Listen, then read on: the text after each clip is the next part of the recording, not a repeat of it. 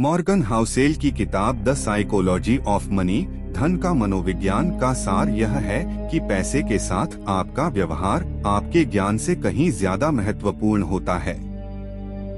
वित्तीय सफलता कोई गणितीय गणना नहीं, बल्कि एक व्यवहारिक कौशल है।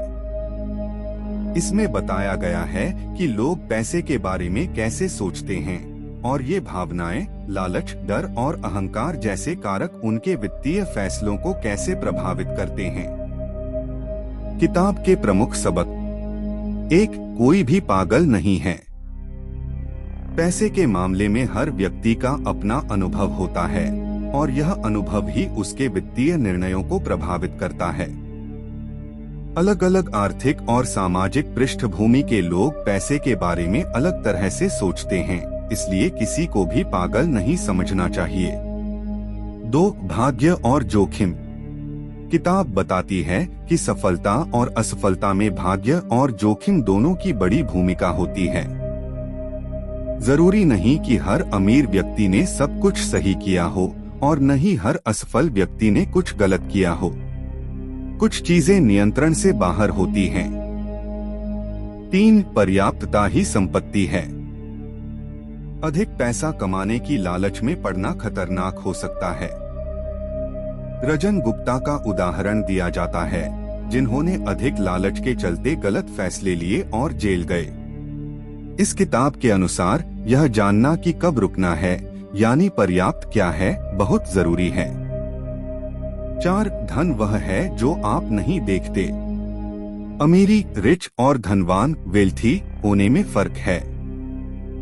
अमीरी अक्सर वह होती है जिसे आप देखते हैं, जैसे महंगी कारें और घर। लेकिन धनवान वह है जो दिखाई नहीं देता।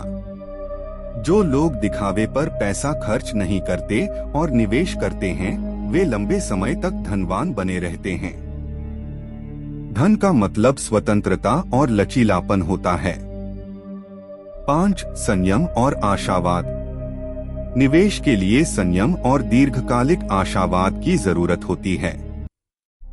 निवेश के उतार चढ़ाव आते रहेंगे, लेकिन अगर आपके पास धैर्य है तो आप कंपाउंडिंग चक्रवृद्धि की शक्ति का लाभ उठा सकते हैं। 6. अपने समय पर नियंत्रण। पैसा खर्च करने का सबसे बड़ा फायदा यह है कि आप अपने समय और जीवन पर नियंत्रण पा सकते हैं। यह स्वतंत्रता का सबसे बड़ा रूप है। 7. बचत का महत्व। किताब बताती है कि दौलत बनाने के लिए बचत सबसे जरूरी है। अमीर बनने के लिए आय बढ़ाने के साथ साथ बचत करना भी बहुत जरूरी है। यह एक ऐसी आदत है जो हमें वित्तीय स्वतंत्रता की ओर ले जाती है। 8. खुद की कार्य योजना। अपनी वित्तीय योजना खुद बनाएं और उस पर टिके रहें।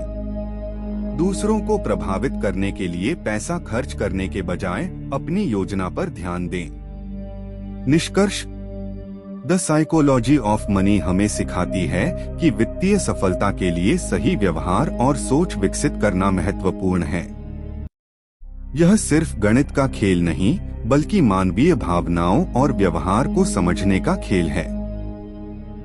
किताब की सबसे बड़ी सीख यही है कि पैसा सिर्फ पैसा नहीं है, बल्कि यह आपकी सोच, आपके फैसलों और आपके व्यवहार का परिणाम है।